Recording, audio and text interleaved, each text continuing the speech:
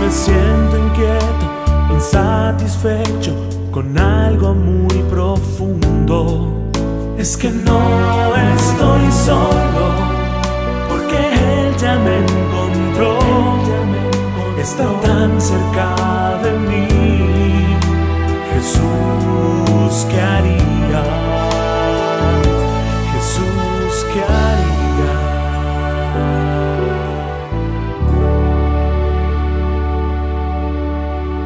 ¿Qué tal, amigos? ¿Cómo están? Sean bienvenidos a su programa Y Jesús, ¿qué haría? Yo soy el Padre Jorge, misionero de Jesús y de María, saludándolos y dando gracias a Dios porque nos permite nuevamente reunirnos y compartir juntos esta experiencia de su amor.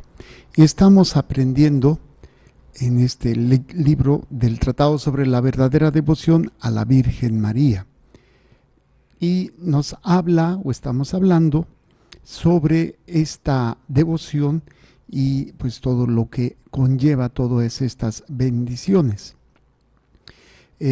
Y bueno, ¿qué es lo que hemos estado viendo? Estamos viendo las prácticas exteriores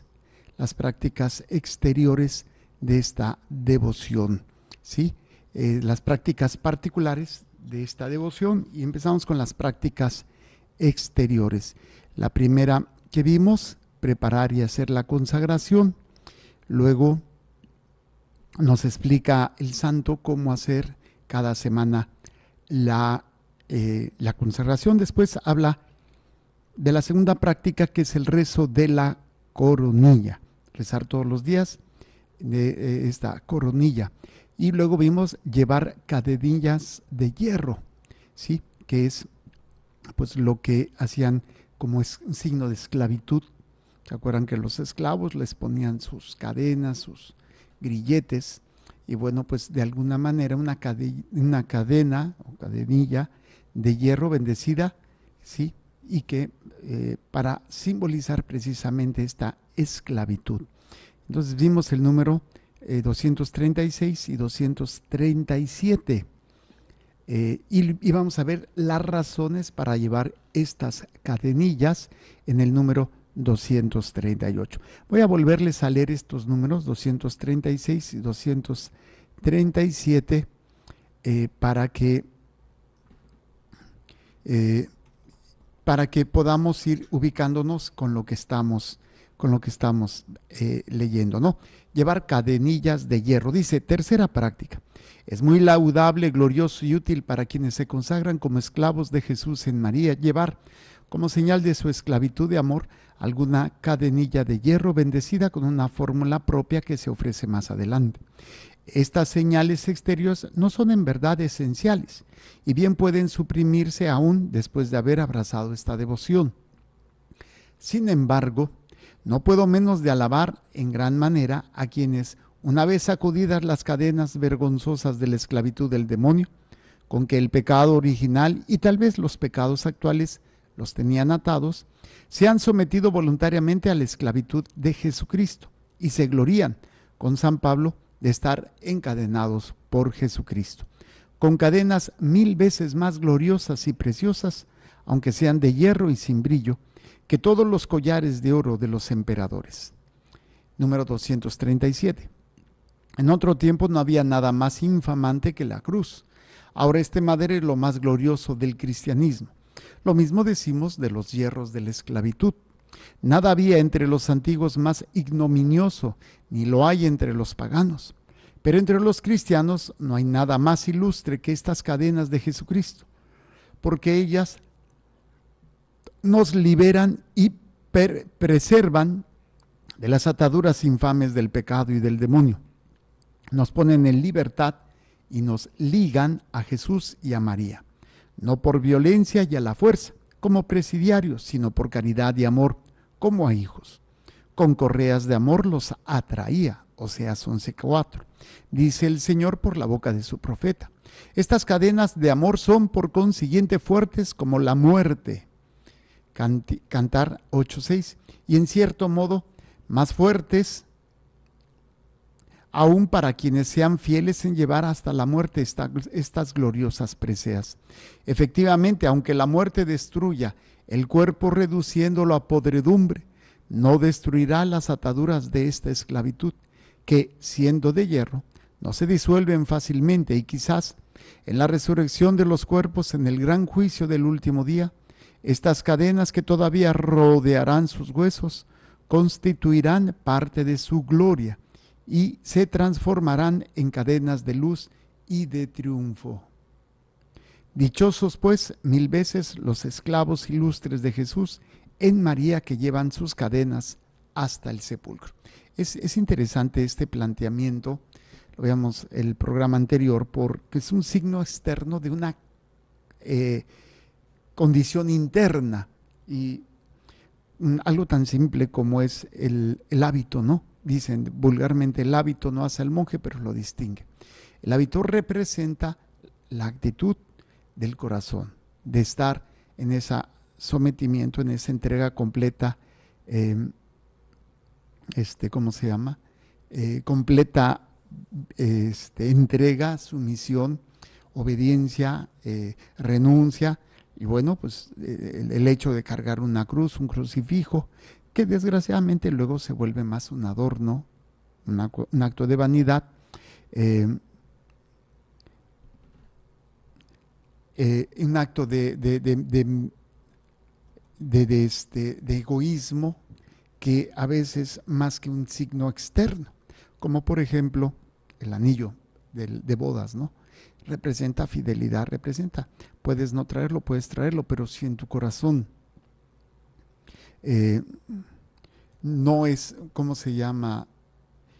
Sincero, no es honesto, no es fiel, pues obviamente pues no se iba a entender, no iba a significar nada, porque su corazón está pues en otra sintonía.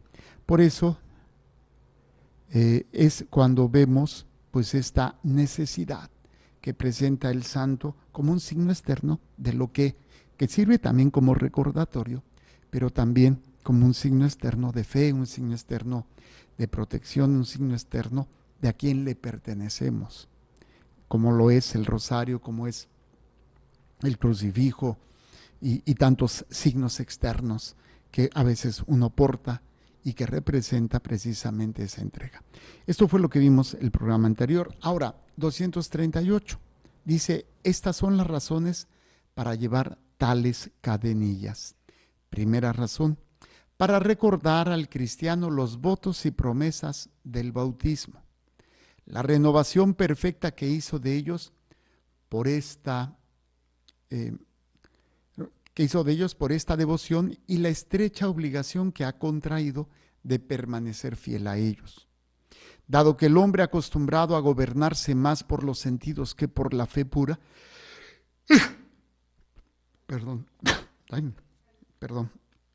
por los sentidos que por la fe pura, olvida fácilmente sus obligaciones para con Dios si no tiene un objeto que se las recuerde.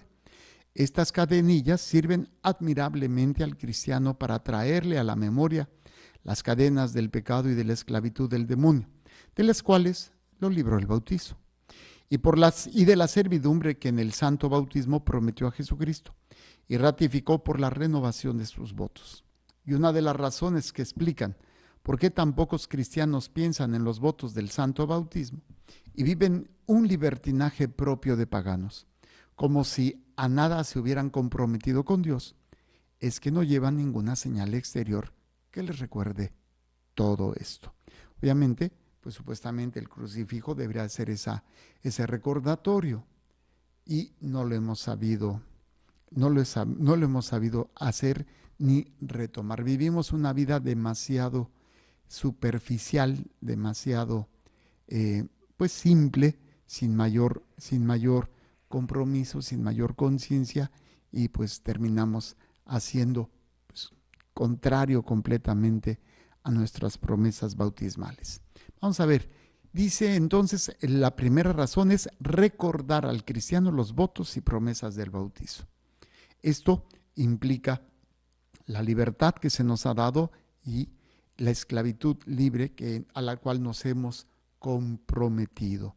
Por eso la renovación perfecta que hizo de ellos por esta devoción y la estrecha obligación que ha contraído de permanecer fiel a ellos, a estas promesas de él. Renuncian ustedes a Satanás, renuncian a todas sus seducciones, renuncian a todas sus obras, creen en Dios, y creer significa vivir, creer significa regirte por lo que crees, son tus convicciones, la convicción es con lo que vas a vencer, con fuerza, vencere, convencere, o sea, con esto voy a vencer, con esto voy a enfrentar toda mi vida. Dice, dado que el hombre acostumbrado a gobernarse más por los sentidos que por la fe pura, y yo creo que aquí todos coincidimos, cuántas veces actuamos más por lo que sentimos que por lo que creemos, y ya después la regamos y nos arrepentimos, pero somos muy impulsivos y somos demasiado superficiales, demasiado fáciles de dejarnos llevar por lo que queremos y no por lo que debemos o por lo que creemos. Dado que el hombre acostumbrado a gobernarse más por los sentidos que por la fe pura, olvida fácilmente sus obligaciones para con Dios si no tiene algún objeto que se las recuerde. Estas cadenillas representan o sirven al cristiano para atraer a la memoria las cadenas del pecado y de la esclavitud del demonio. O sea, cómo estabas, ¿sí? Y cómo he sido liberado por el bautizo. Y de la servidumbre en el que en el santo bautismo prometió a Jesucristo. Aquí, pues obviamente quien lo hace son nuestros padrinos. Y obviamente, pues nos enseñan, no nos tendrían que enseñar y hacernos ver, pues este compromiso que hemos adquirido para poder entender y para poder renovar, pues todo lo que esto implica. He sido liberado y me esclavizo en un compromiso de amor.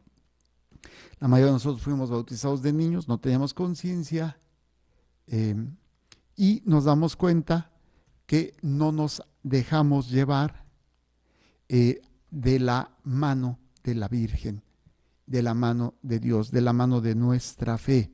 Y obviamente nos lleva a descubrir con qué facilidad nosotros pues no actualizamos o no vemos nuestra fe como una prioridad. Simplemente lo que hacemos pues es algo bonito, algo emocional, pero no algo de conciencia, no algo de estar viviendo en cada momento lo que creo, en cada momento lo que siento. Por eso son aquel servidumbre, aquel servicio que yo prometí, o mis padrinos prometieron, mis papás, el día de mi bautizo y que me dieron de haber enseñado. Y una de las razones que explican por qué tan pocos cristianos piensan en los votos del santo bautismo y viven un libertinaje propio de paganos, y estamos viéndolo ahora y de una manera exagerada con todo lo que es pues esta corriente de paganismo, de violencia, de cosas que no tienen nada que ver con nuestra fe y que continuamente pues los católicos se ven envueltos. Por ejemplo, ¿cuántos votaron por candidatos que están a favor del aborto? Ya eso ya es un pecado, pero no lo recordamos, no hacemos conciencia de nuestros votos. Ok, dice, y viven un libertinaje propio de paganos, como si a nada se hubieran comprometido con Dios, y es que no llevan ninguna señal exterior que les recuerde todo esto. Y esta es la idea que tiene el santo en esta devoción con esas cadenillas de hierro. Segunda razón, 239. Para mostrar que no nos avergonzamos de la esclavitud y servidumbre de Jesucristo y que renunciamos a la esclavitud funesta del mundo, del pecado y del demonio. Hay una corriente muy hermosa dentro de los jóvenes que habla sobre el compromiso de mantenerse vírgenes y portan o cargan como anillo, un signo de que están desposándose o están haciendo un compromiso de pureza hasta no casarse. Y esto ha sido ya un movimiento a nivel mundial. Muchos jóvenes lo hacen y viven en esa pureza, viven en esa castidad y algunos todavía en esa virginidad, porque hacen este signo externo para que, y no se avergüenzan, ¿no? No se avergüenzan para poder entender y comprender esta experiencia. Entonces, para mostrar que no nos avergonzamos de la esclavitud y servidumbre de Jesucristo, somos esclavos de Jesús y que hemos renunciado a la vida o a la esclavitud del pecado, del mundo, de la carne y del demonio. Número 200, tercera razón. Estamos viendo las razones para llevar estas cadenillas. Vimos la 2, esta es la tercera. Para liberarnos y preservarnos de las cadenas del pecado y del infierno. Porque es preciso que llevemos las cadenas de la iniquidad o las del amor y de la salvación. O llevas unas o llevas otras. Aquí no hay de que, pues yo no llevo nada. En el momento en que tú te dejas llevar por tus deseos, por tus instintos, y te dejas llevar por ello, ya estás escogiendo qué cadenas llevar. La persona que odia está escogiendo cadenas de odio. La persona que roba está escogiendo esas cadenas. Cada acto que hacemos es entregarnos a unas cadenas. Podemos escogerlas o podemos dejarnos arrastrar por las que venimos cargando. Y podemos hacer pues todos estos elementos que son necesarios, estos signos externos, para que nos recuerde que Cristo ya venció. De hecho, el crucifijo representa todo esto. El que carga su crucifijo como adorno no lo entiende, pero el que carga un crucifijo, pues es que ya hemos sido liberados por la cruz. Y bueno, una señal externa, que puede ser que cargues la cruz, el santo nos habla de las cadenillas. Número 239. Ahora vamos al número 240. Dice: hermano carísimo, rompamos las cadenas de los pecados y de los pecadores, del mundo y de los mundanos, del demonio y sus secuaces. Arrojemos lejos de nosotros su yugo funesto. Rompamos sus coyundas, sacudamos su yugo. Mete los pies en su cepo para usar el lenguaje del Espíritu Santo y ofrecer el cuello a su yugo. Inclinemos nuestros hombros y tomemos a cuestas la sabiduría, que es Jesucristo. Arrima el hombro para cargar con ella y no te irrites con sus cadenas. Toma nota de que el Espíritu Santo, antes de pronunciar estas palabras, prepara el alma a fin de que no rechace tan importante consejo, diciendo: escucha, hijo mío, mi opinión y no rechaces mi consejo. Entonces, aquí el santo en el número 240 dice: rompamos las cadenas de los pecados y de los pecadores, del mundo y de los mundanos. O sea, se puede y se debe de romper del demonio y todas sus secuaces y todas sus acciones. Y hay que arrojar todo esto. Para esto Jesús vino, para liberarnos. ¿Sí? Hay que romper esas coyundas, esos lazos, esas ataduras, esos yugos, y ofrecer pues esta libertad para poder pasar a la esclavitud del amor y de la caridad. Inclinemos nuestros hombros y tomemos a cuestas la sabiduría que es Jesucristo. Y es el Espíritu Santo que prepara el alma a fin de que no rechace tan importante consejo. Y nos dice: escucha, hijo mío, mi opinión y no rechaces mi consejo. Obviamente nosotros no tenemos la posibilidad de hacer esta libertad o esta fuerza de romper las cadenas. Es Jesús quien lo hace. Él lo hizo ya en la cruz, y que en esta redención nos ha roto todo esto. Cada vez que nos confesamos, nos arrepentimos, ha roto toda esta realidad de pecado, de opresión, de obsesión, de ataques de Satanás, y que es la fuerza del Espíritu Santo que ha vencido, que la fuerza, con la fuerza del Espíritu Santo podemos vencer todas estas situaciones y ser liberados. 241. No lleves a mal amigo que me una al Espíritu Santo para darte el mismo consejo. Sus ataduras son una venda saludable. Como Jesucristo en la cruz debe atraerlo todo hacia Él.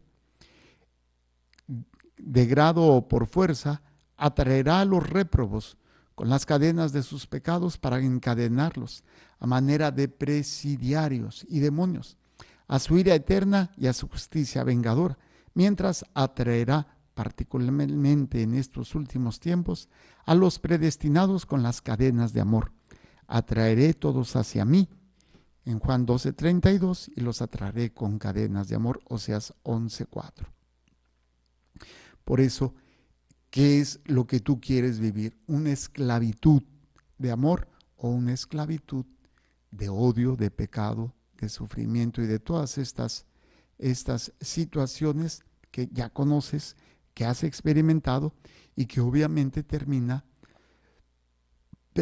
en ese vacío, en ese sufrimiento, en ese dolor, en esa agonía, por no aceptar las lazos o las cadenas de amor, de ser esclavo de nuestro Señor. Número 242. Estos esclavos de amor de Jesucristo o encadenados de Jesucristo pueden llevar sus cadenas al cuello, en los brazos, en la cintura o en los pies, o sea, donde tú quieras. El padre Vicente Carafa, séptimo superior general de la Compañía de Jesús, que murió en olor de santidad en el año 643, llevaba en señal de esclavitud un aro de hierro en cada pie y decía que su dolor era no poder arrastrar públicamente la cadena. La madre Inés de Jesús, de quien hablamos antes, llevaba una cadena a la cintura. Otros la han llevado al cuello, como penitencia por los collares de perlas que llevaron en el mundo, y otros en los brazos, para acordarse durante el trabajo manual de que son esclavos de Jesucristo. O sea, ya ha habido a lo largo de la historia estos encadenamientos voluntarios a la voluntad, al amor de Dios, a la divina voluntad, por manos de María. Es uno de los elementos que estábamos viendo y que es precisamente las consecuencias de llevar estas cadenillas, o razones, de llevar estas cadenillas como signo de nuestra esclavitud a la Virgen María y a Jesucristo. La cuarta práctica exterior importante es la celebración del misterio de la encarnación, que es esta solemnidad donde el Verbo se hace carne, se le aparece el ángel, le da el anuncio a la Virgen y ahí se hace presente nuestro Señor, que es en el vientre de María Santísima. Vamos a ver esta cuarta práctica en el número 243, 244 y luego vamos a ver las razones de esta práctica. Número 243. Celebración del misterio de la encarnación. Cuarta práctica. Profesarán singular devoción al gran misterio de la encarnación del Verbo el 25 de marzo. Este es en efecto el misterio propio de esta devoción, puesto que ha sido inspirada por el Espíritu Santo, primero, para honrar e imitar la dependencia inefable que Dios Hijo quiso tener respecto a María, para la gloria del Padre y para nuestra salvación. Dependencia que se manifiesta de modo especial en este misterio, en el que Jesucristo se halla prisionero y esclavo en el seno de la excelsa María, en donde depende de ella en todo y para todo. Segundo, para agradecer a Dios las gracias incomparables que otorgó a María, y especialmente el haberla escogido por su dignísima madre, elección realizada precisamente en este misterio. Estos son los fines principales de la esclavitud de Jesús en María. Ay, perdón.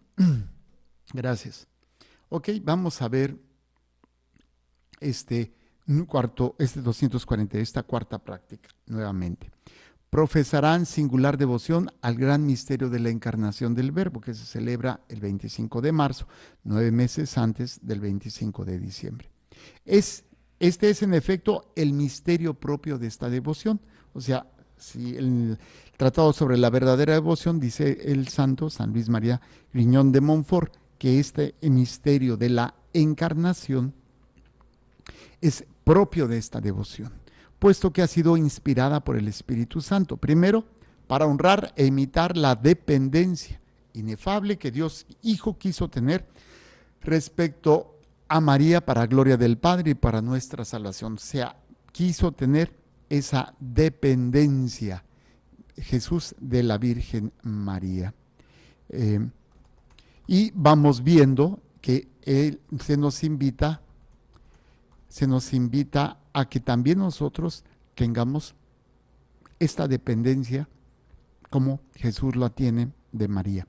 Y todo para la gloria del Padre y para nuestra salvación. Entonces Jesús tiene una dependencia en María para glorificar al Padre y para salvarnos a nosotros. Cosa que nosotros también en esa esclavitud y en esa dependencia, en esas cadenillas, que digan esta práctica de la devoción a la encarnación, pues se va teniendo precisamente honrar e imitar la dependencia de Jesús al Padre, bueno, a la Virgen María, perdón, para darle gloria al Padre y para nuestra salvación. Y esta dependencia que se va a manifestar de modo especial en este misterio en el que Jesucristo se halla prisionero y esclavo en el seno de la excelsa María, que es precisamente lo que está sucediendo con los niños cuando son abortados.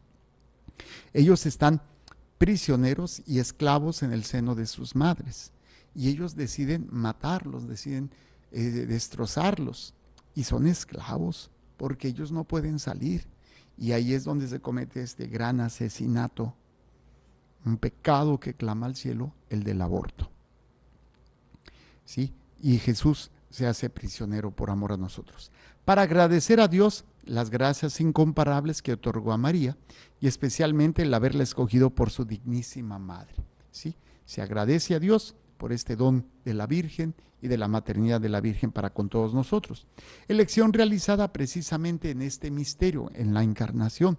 Estos son los fines principales de la esclavitud de Jesús en María. ¿Sí?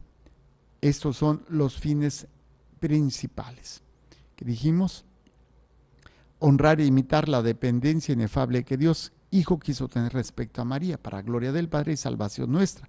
Y segundo, agradecer a Dios las gracias incomparables que otorgó a María, y especialmente el haberla escogido por su dignísima madre.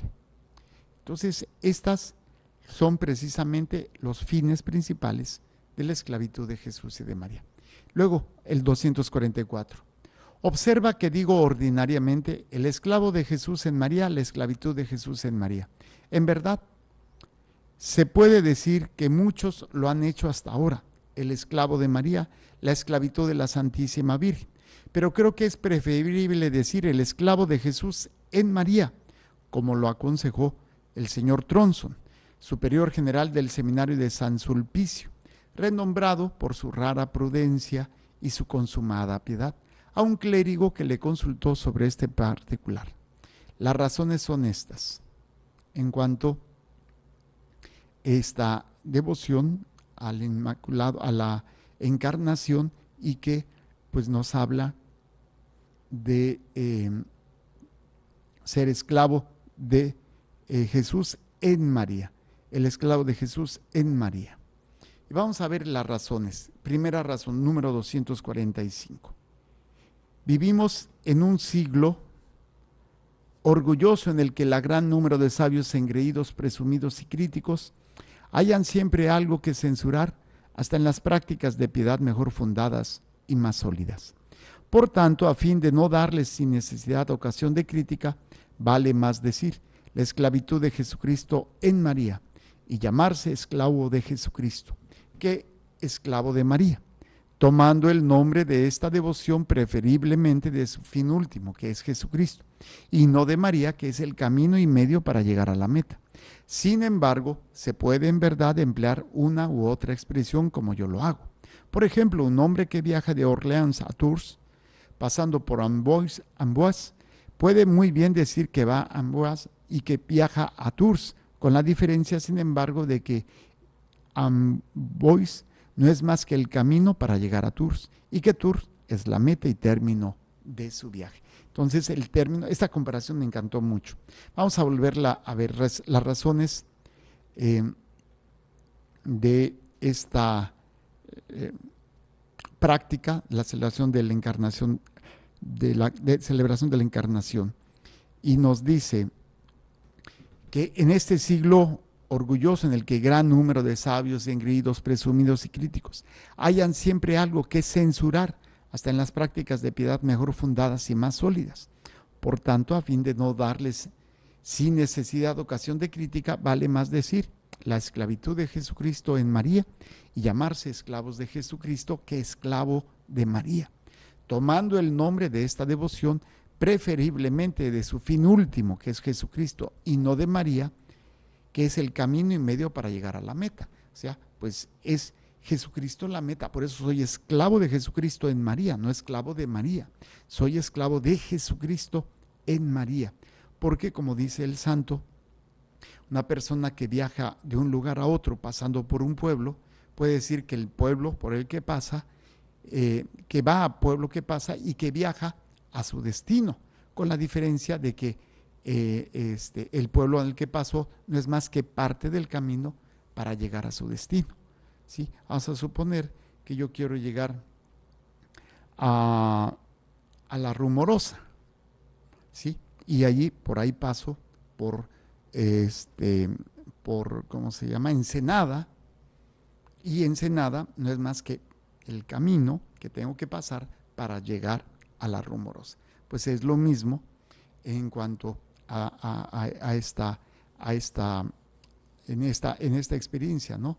Que es descubrirnos esclavos de Jesucristo en María, y que es pues esta esclavitud que nos va a ayudar a crecer y a entender cómo se va a utilizar este término, esclavo de Jesús en María, porque María nunca será término, sino es un medio para llegar a esa entrega a Jesucristo.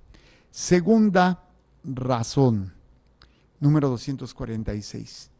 El principal misterio que se honra y celebra en esta devoción, estamos hablando de la encarnación, es el misterio de la encarnación. En él Jesucristo se halla presente y encarnado en el seno de María. Por ello es mejor decir la esclavitud de Jesús en María, de Jesús, que reside y reina en María, según aquella hermosa plegaria de tantas y tan excelentes almas. Oh Jesús, que vives en María, ven a vivir en nosotros con tu espíritu de santidad. Por eso, repetimos este número 246, el principal misterio que se honra y celebra es el misterio de la encarnación, en donde encontramos en él Jesucristo se halla presente y encarnado en el seno de María. Por ello, es mejor decir la esclavitud de Jesús en María, de Jesús que reside y reina en María. Muy bien. Por eso se va a llamar o se va a decir esclavos de Jesús en María. Número 247. Tercera razón, dice así el 247. Esta manera de hablar manifiesta mejor la unión íntima que hay entre Jesús y de María. Ellos se hallan tan íntimamente unidos que el uno no está totalmente en el otro. Jesús está todo en María y María toda en Jesús, o mejor, no vive ella, sino solo Jesús en ella. Antes separaríamos la luz del sol que a María de Jesús, ¿sí? Antes separaríamos la luz del sol que a María de Jesús, o sea, separar a María de su Hijo Jesús. De suerte que a nuestro Señor se le puede llamar Jesús de María y a la Santísima Virgen María de Jesús. Jesús de María y María de Jesús.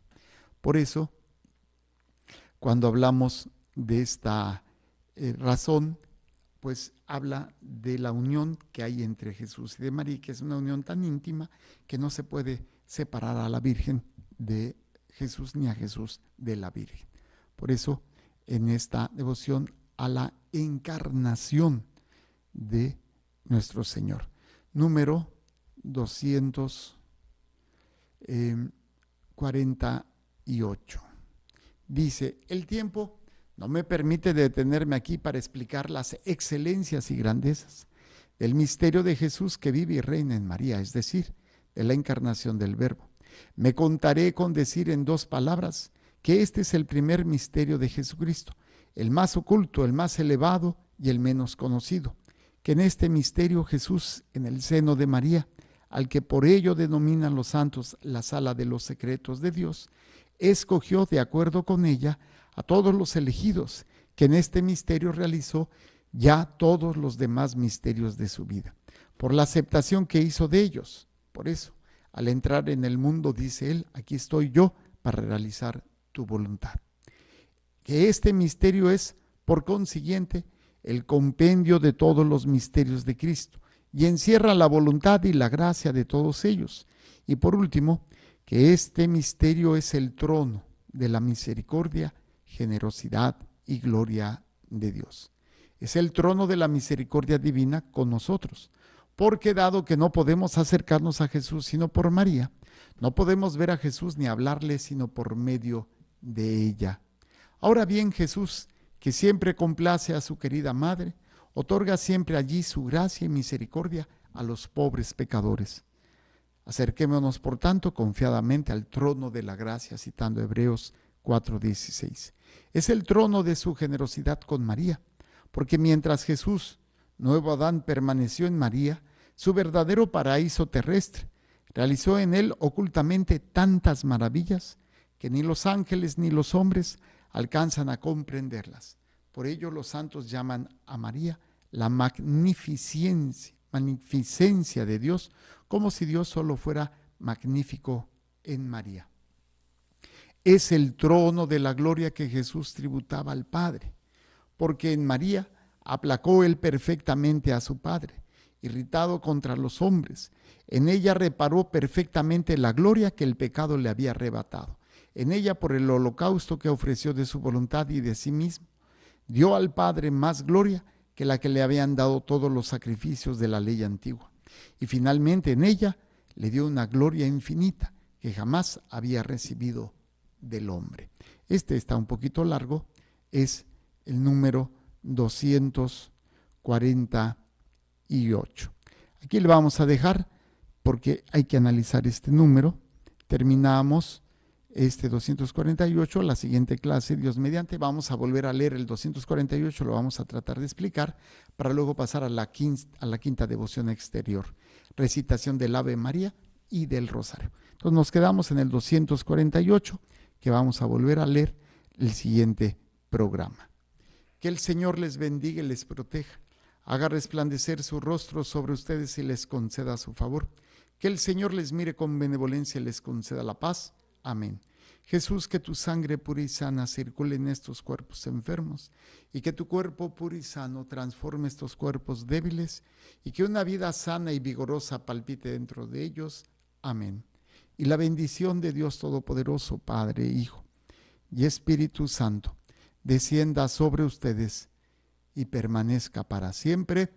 Amén. Muchas gracias. Continúen con nuestra programación. Recuerden, Dios es amor y te ama.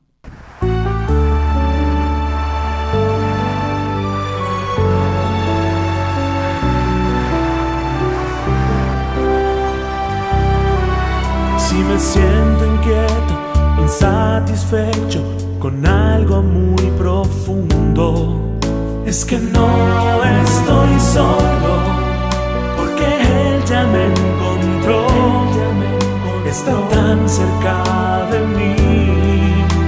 Jesús, que